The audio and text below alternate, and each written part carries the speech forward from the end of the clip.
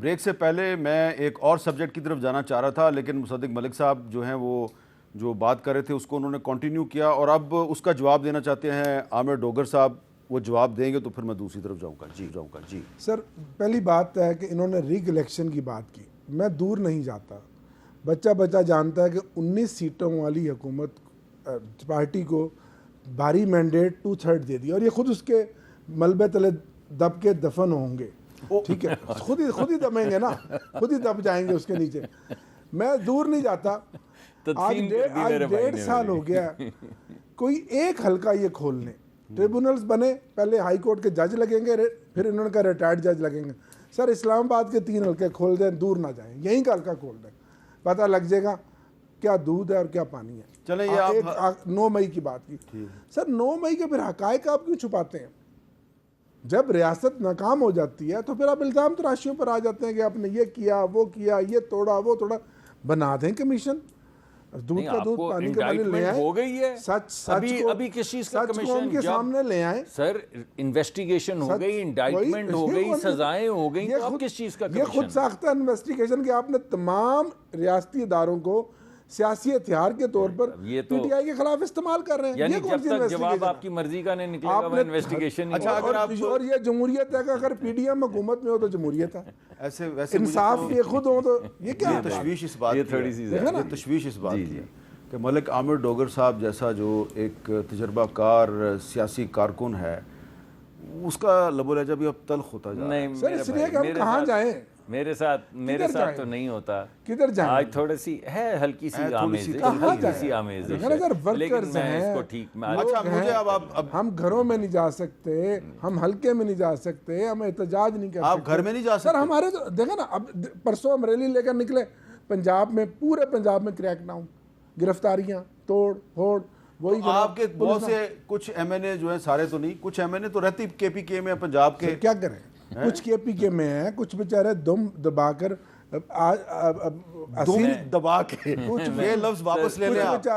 دم دبا کے لفظ واپس لے لیں. کچھ بیچارے اپنی جان بچا کر، اپنی پارٹی کے لیے اچھا نہیں. سر، کچھ بیچارے اپنی جان بچا کر واپس لے لیں. چلو ایک بات یہ، ہاں میں وہ لفظ واپس لیتا ہوں کیونکہ وہ دم دبا کے آپ کو نہیں پتا کون بھاگتا ہے. کچھ بیچارے اپنی جان بچا کر ملک سے باہر بیٹھے. یہ بات ٹھیک ہے. میں کچھ بات اور جلا وطنی کی زندگی گزارنے کو آسان کام. سوال اگر گزارش کرنا ہے، جی پلیز. میاں نواز شریف جیل، میاں شہباز شریف جیل، حمزہ جیل، مریم جیل، خواجہ سعد رفیق جیل، خواجہ سلمان رفیق جیل، احسن اقبال جیل، شاہد عباسی، مفتاح اسماعیل جیل، وہ اپنے کامران مائیکل جیل. وہ کچھ رہ گیا تھا باہر. آپ کو مفتاح اسماعیل یاد ہے؟ حنیف عباسی بھول گیا. حنیف عباسی کو میں کیسے بھول سکتا ہوں؟ تو بھولے ہیں نا آپ. دیکھیں، میں نے آئیڈینٹیفائی کیا ہے. آپ حنیف عباسی کو بھول گئے. یار، اگر میں یہ بات، آپ میری درستگی دو اپنے آئی درستگیاں کی نہ کرتے تو میں سمجھتا ہوں اس کے ساتھ جو ظلم ہوا ہے کہ تقریباً سزائے موت 25 سال قید. سر، تقریباً سزائے موت دینے کی اس کو کوشش کی. الیکشن سے 2 دن پہلے سر، آپ نے دیکھا عدالت کے اندر کیا ہوا ہے، آپ نے دیکھا کیا کیا.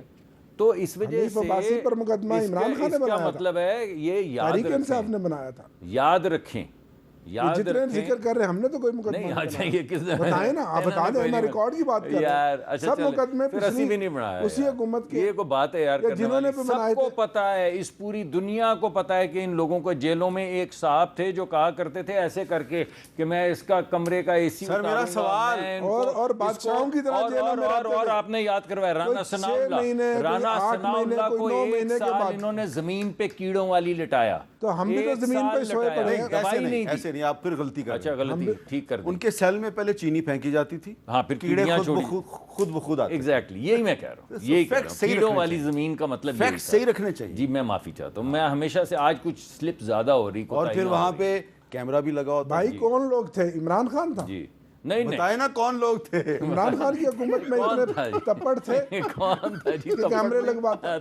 آج اڈیالہ جیل پر کس کا قبضہ ہے؟ آئی جی کا، جیل خانہ جاتے ہیں، سپرنٹینڈنٹ کا. خدا کا نام مانے بھائی، ہمیں بالآخر اچھا یہ ایک بات تو اپنی سپیس واپس لینی پڑے گی. مجھے رانا ثناء اللہ نے نہیں بتایا کہ اس کے سیل میں چینی پھینکی جاتی تھی. جو چینی پھینکتے تھے نا، جو آرڈر پہ امپلیمنٹ کرتے تھے، انہوں نے مجھے بتایا کہ ہم سے یہ کروا رہے ہیں، پلیز اس کا کہیں ذکر کر دیں کہ رانا صاحب جو ہیں ان کے کان میں بھی کیڑے گھس جاتے ہیں. اور آج چینی منگوائی جا رہی ہے ان کی اپنی حکومت کی کارکردگی پر. فواد حسن فواد سب کیا کر رہے ہیں کہ چینی امپورٹ کر کے پھر آپ کے جو رہنما ہیں جیلوں میں ان کے سیل میں پھینکی جائے گی.